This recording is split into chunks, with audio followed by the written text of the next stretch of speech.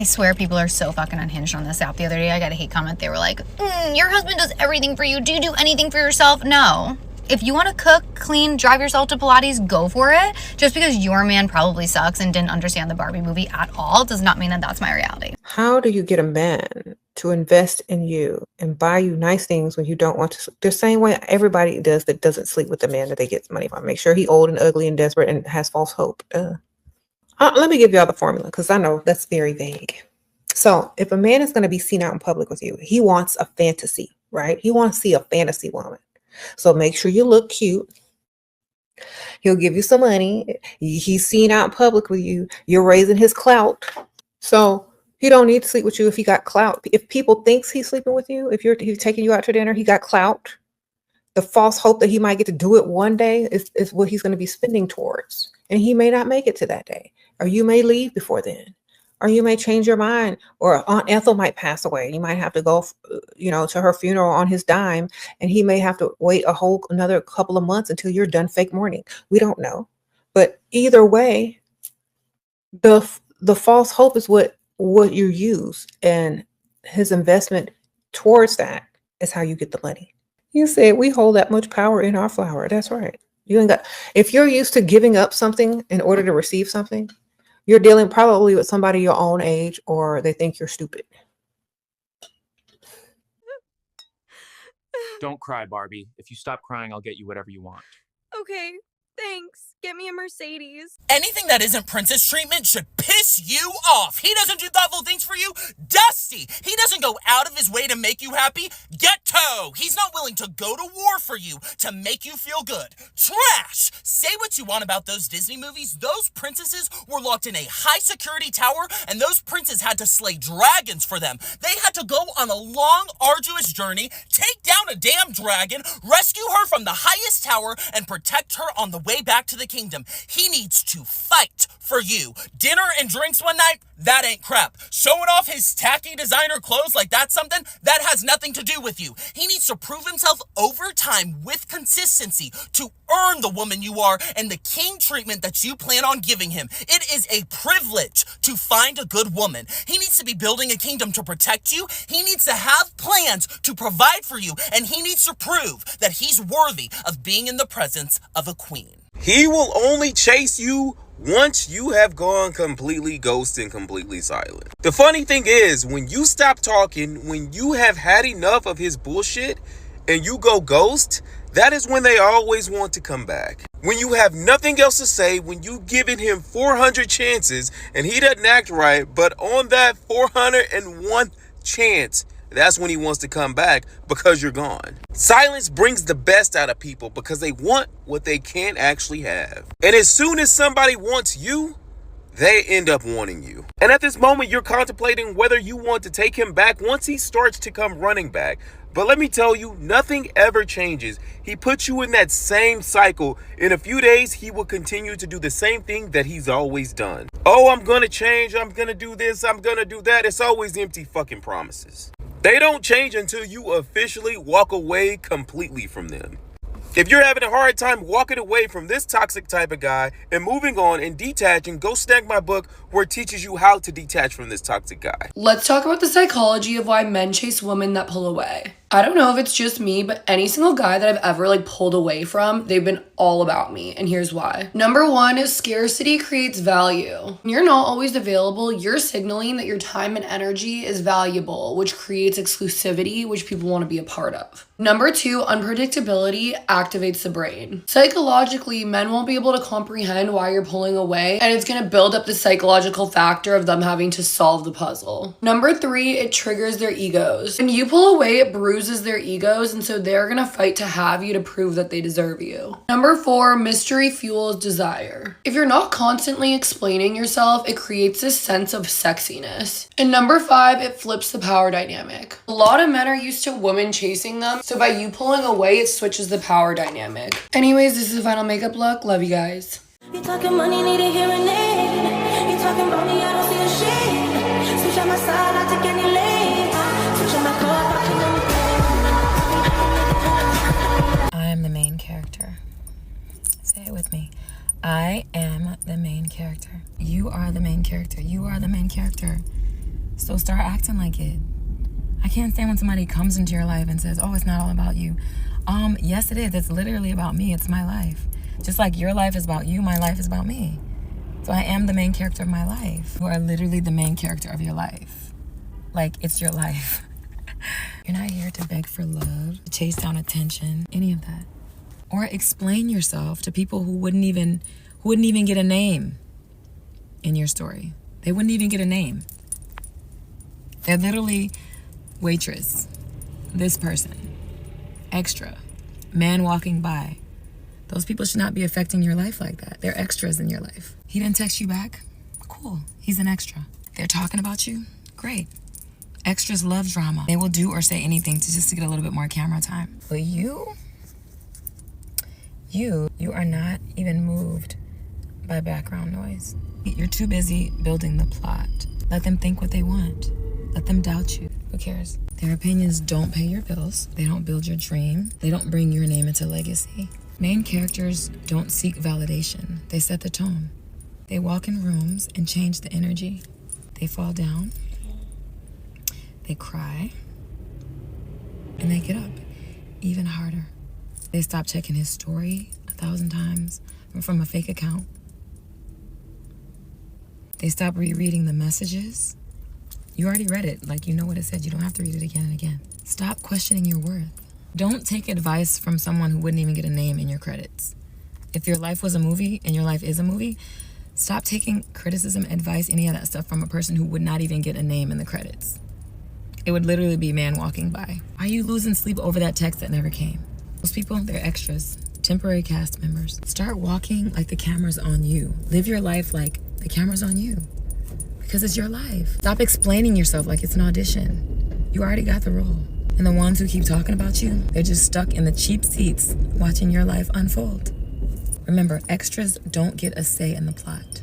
You are the main character, okay? Main characters walk into the room and they set the tone. They walk into a room and change the energy. Stop rereading those messages. Stop questioning your worth. The role is already yours. Now play it like your life depends on it. Because it does. Anywho, love you. Hi, baby girl. If he pulls back, I want you to do one thing. One thing only. Pull back even more. Go silent. Go silent. He needs to drown in your absence, because in that absence and in that space, he's going to be thinking. He needs to be alone with his thoughts. When he's in that thought loop, he's going to miss you. Okay? But not only is he going to miss you, he's going to recognize your worth and your value. Because he's going to check his phone and see that you've not run after him. You've not chased. You've not double texted. You've not called. You've not questioned him. You just disappeared. You just detached. I didn't speak to her for one day and she didn't run after me. She didn't abandon herself for me. She didn't come forward. She didn't chase me. She didn't spiral. She didn't crash out. She didn't show any emotions. Like, she just replaced me that quick. Silence is your greatest strength as a woman. So, you better be going silent.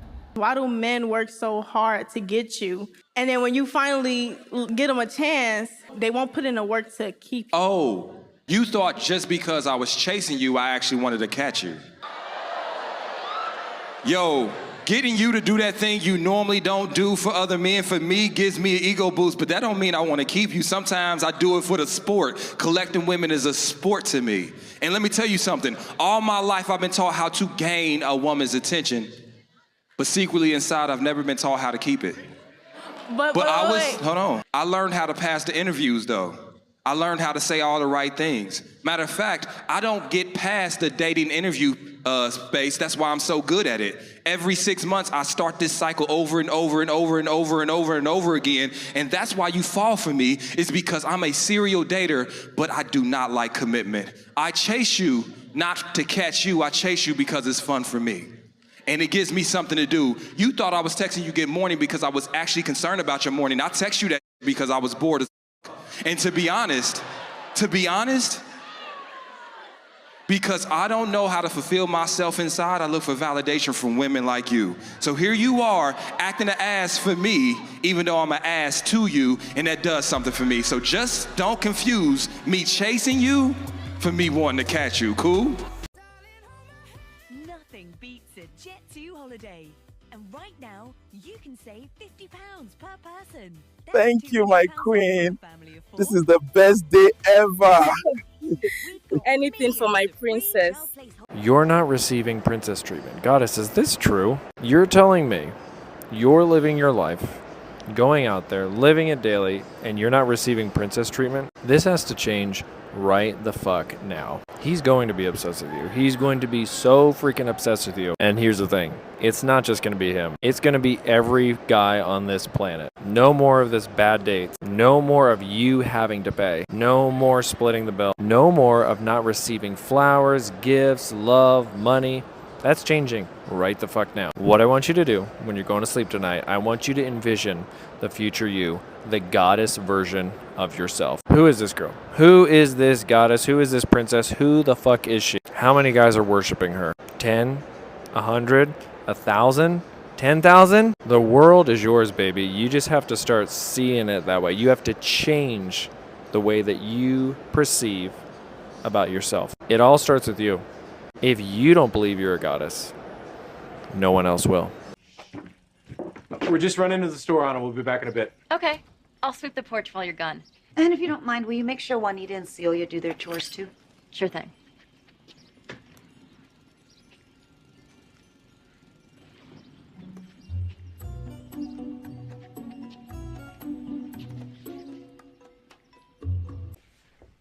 Oh, you're back. Oh my God. Anna, the house is so clean. Just wanted to do my part. Why did you get everything done so quickly? Well, We finished upstairs, Anna. Anything else you need done? they wanted to hang out, but I had chores to do, so they insisted on helping me. Aren't they sweet? Hey, I'm not bragging and I don't recommend it, but you could so eat out of your downstairs toilet. Okay, boys. Thanks for your hard work, but maybe it's time to go home and take a shower. Preferably a cold one. Bye, Preston. I'm Porter. I'm Preston. Oh, you can call me whatever you want. The 3 feminine energy switches that make masculine men chase without playing hard to get. Hey, this is Brett Parker, and I help smart, independent women attract their ideal match and create thriving relationships. Here are 3 feminine energy switches that make a masculine man obsess. And no, this isn't about being fake.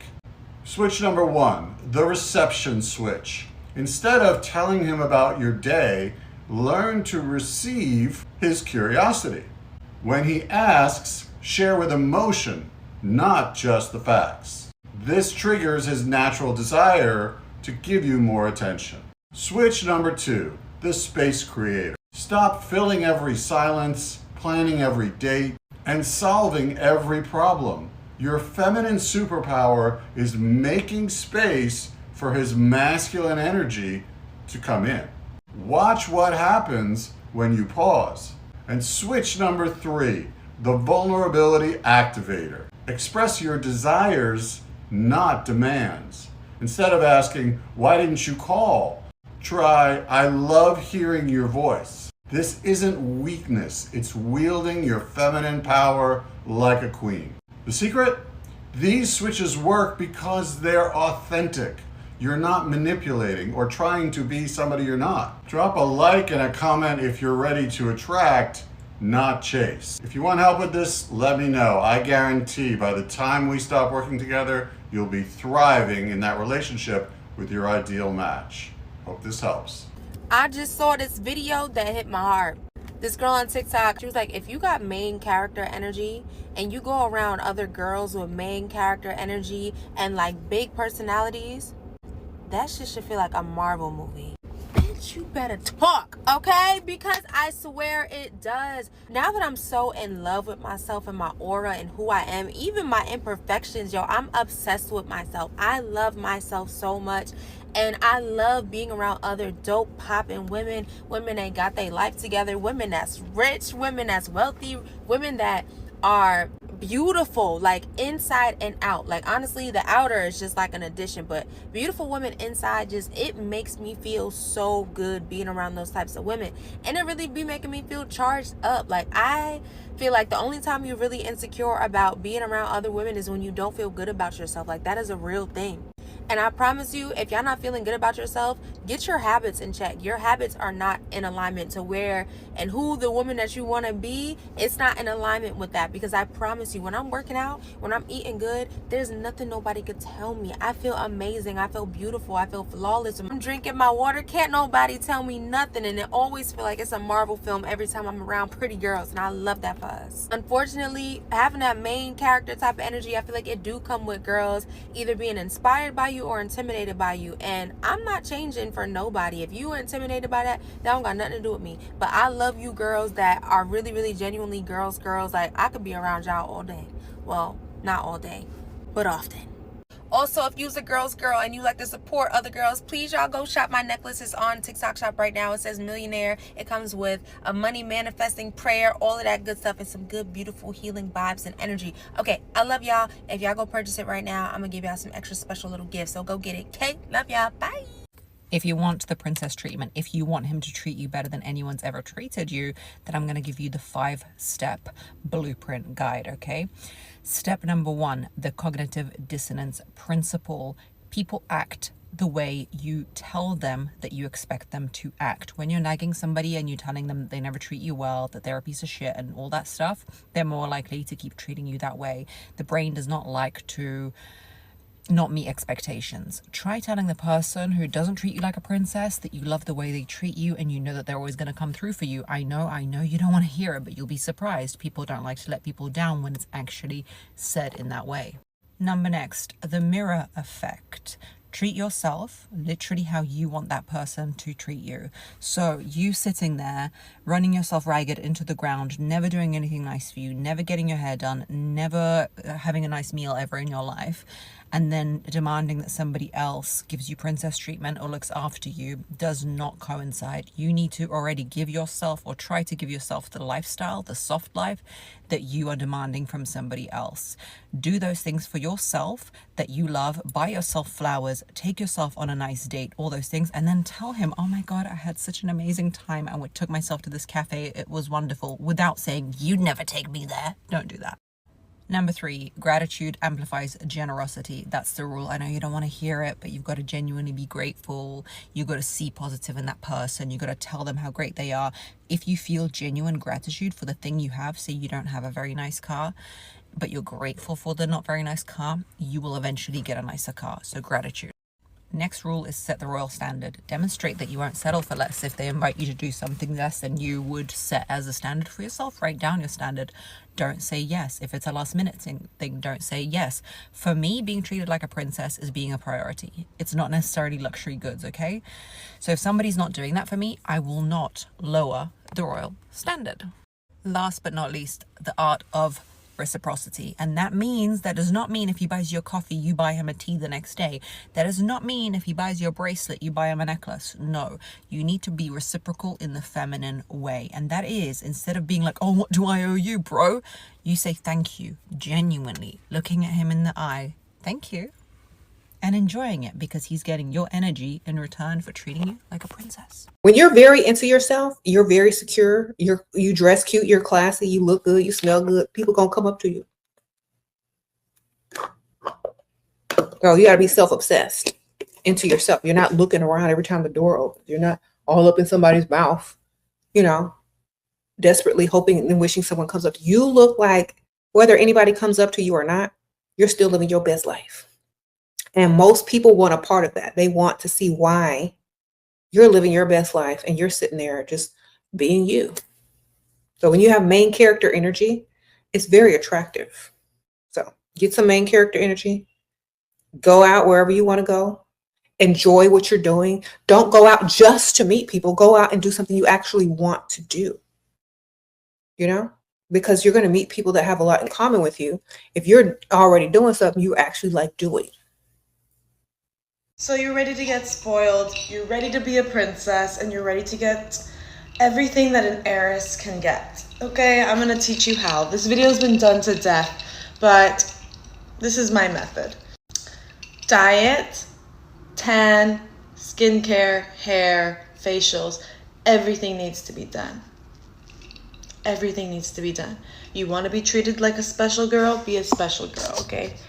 Number 2, your attitude, okay? Some guys like a girl with an attitude. Some guys don't. When you meet that provider, you have to decide which they like and turn that on quick. I've had in my line of work people who are very sweet and very soft-spoken, and they like someone that brings more mystery and spice into the relationship, okay? So those are the kind of people that you can be a little bit more sassy with, okay? There's some people who like a more submissive girl, a more quiet, soft-spoken girl, someone who's soft, no attitude. Some guys love that too. So just pick your poison, girl.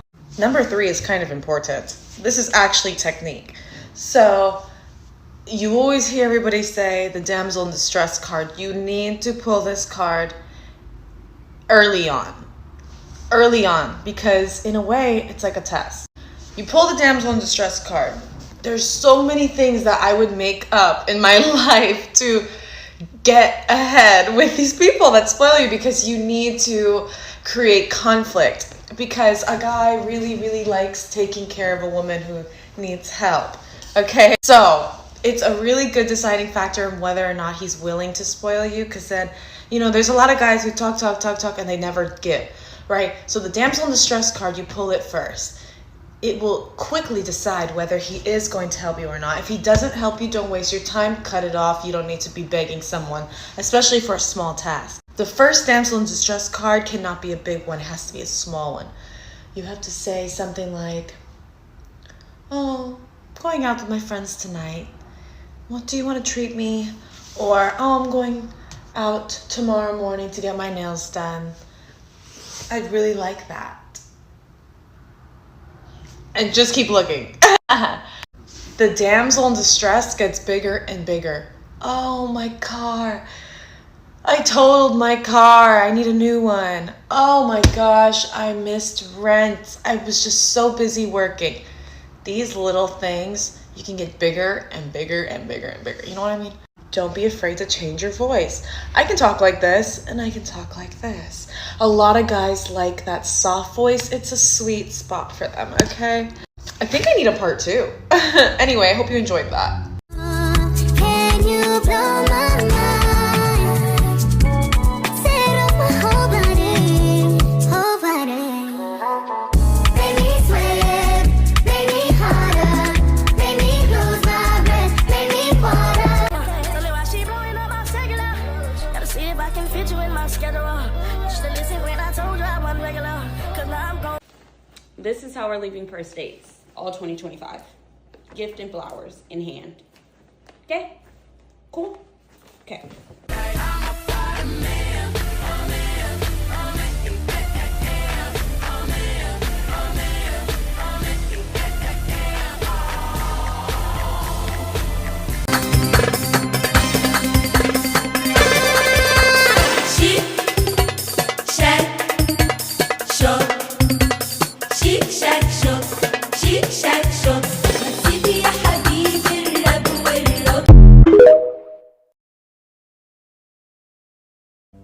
You drive, honey.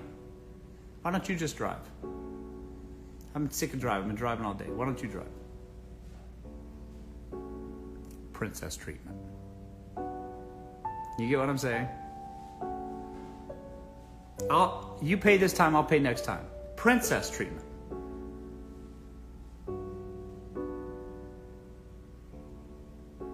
Why don't you ever buy me flowers, babe? Princess treatment. What do you mean? And then people for real saying that. For real. Sometimes I'm not even sure if what I'm saying is like a joke anymore. It's like, That's a real life for real happening right now.